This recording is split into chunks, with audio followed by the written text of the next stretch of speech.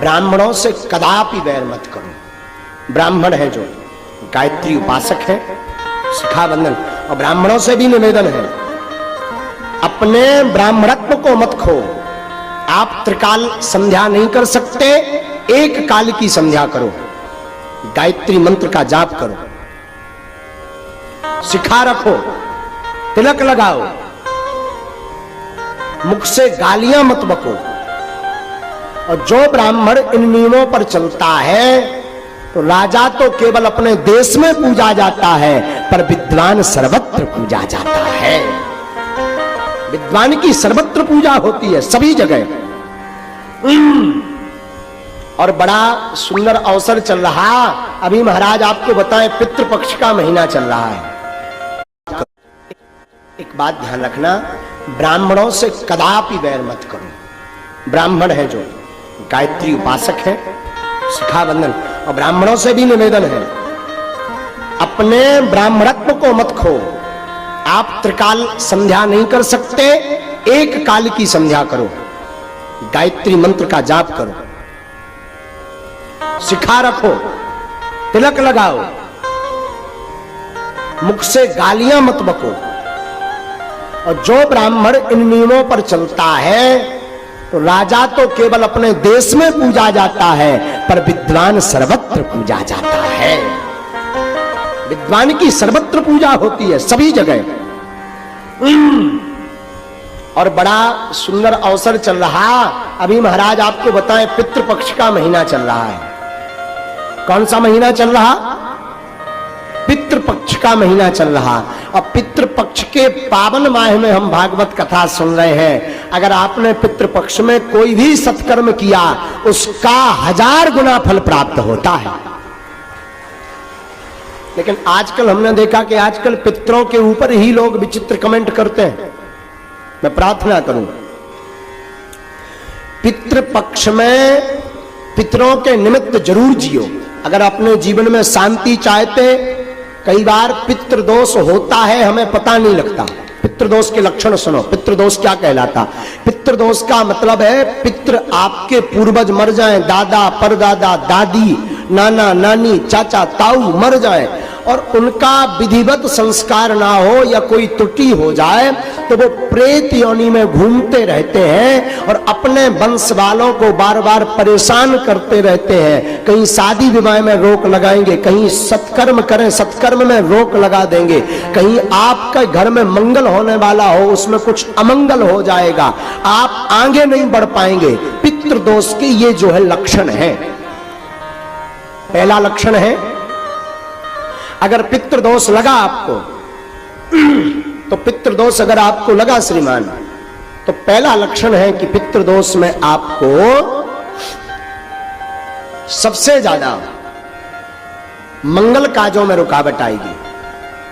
अब पितृदोष अगर आपको लगा तो आप आगे नहीं बढ़ पाएंगे। पितृदोष अगर आपको लगा तो श्रीमान पितृदोष के कारण आपके घर में निरंतर कलेश रहेगा। कलेश जानते हैं, लड़ाई। अब पितृदोष अगर आपको लगा तो आपके घर में कभी भी धन संपत्ति नहीं रुकेगी। महाराज ये कैसे पता लगे कि ये पितृदोष है? तो सुनिए, बार बार स्वप्न में मरे हुए लोग दिखाई दें या बार बार स्वप्न में पूर्वज दिखाई दें, अथवा बार बार भोजन करते समय भोजन में बाल निकले, सिर का बाल निकले, अथवा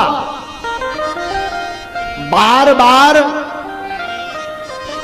कोई भी प्रयत्न करने से सफलता प्राप्त ना हो, तब समझ जाना चाहिए कि आपके ऊपर पितृदोष है।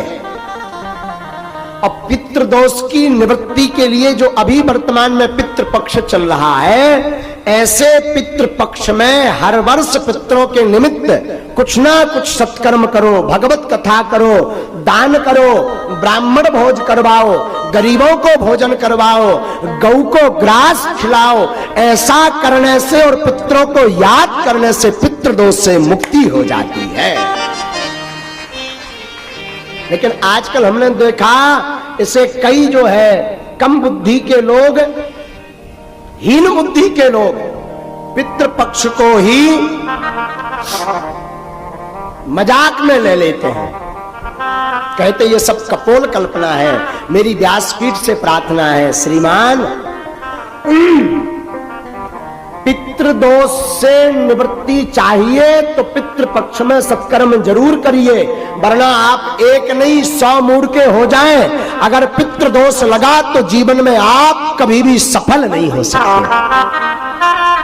एक बात। दूसरी बात, शायद धोखे से एक बार सफल हो गए। देखो, प्रतिष्ठा प्राप्त कर लेना कठिन नहीं है आज के सोशल मीडिया के जमाने में, नाम कमा लेना कठिन नहीं है आज के जमाने में, पर प्रतिष्ठा को स्थिर रखना, उच्च स्तर पर बने रहना बड़ा कठिन है। इसलिए पितरों के निमित्त जरूर पूजा करो। अगर पितरों की आपको स्मरण नहीं है कि हमारे पूर्वज कब खत्म हुए थे, किस तिथि को खत्म हुए थे, तो अमावस्या के दिन ब्राह्मण भोज करवाओ, भागवत करवाओ, सुंदरकांड का पाठ करवाओ। आपके पास धन नहीं तो सत्यनारायण की कथा सुनो। आपके पास बिल्कुल गरीबी है तो घर पर बैठकर पूरे परिवार सहित भगवान नाम का संकीर्तन गाओ।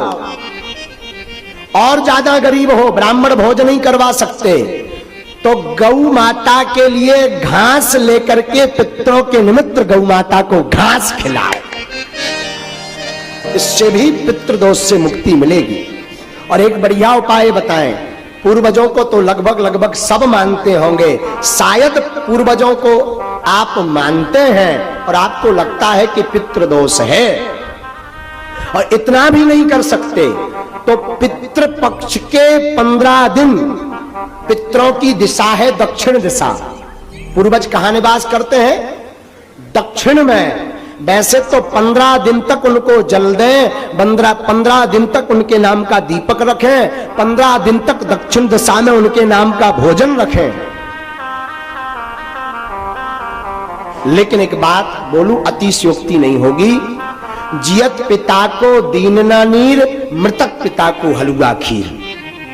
जब तक बाप जिंदा रहो सो पानी नहीं पिलाया, और पिताजी मर गए सो हलवा खीर खवा रहे। हमारे पिताजी कौवा बन के आएंगे और कौवा बन के खाएंगे ठठरी के बरे है?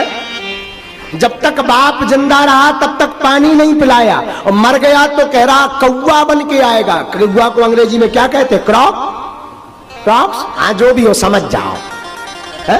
तो जियत पिता को पानी नहीं पिलाया, मर गया तो बाप कौवा बन के आएगा। और सुनिए, जियत पिता को दंगम दंगा, मृतक पिता पहुंचाए गंगा। जब तक बाप जिंदा रहा तो मारपीट करते रहे, और बाप मर गया सो गंगा जी सपरा रहे ठटरी के बरे है? हमारी प्रार्थना है मरने के बाद पितृदोष का विधि तो करो, पर जीते भी पितृ कृपा प्राप्त करने के लिए माता पिता की जिंदा में ही सेवा करो।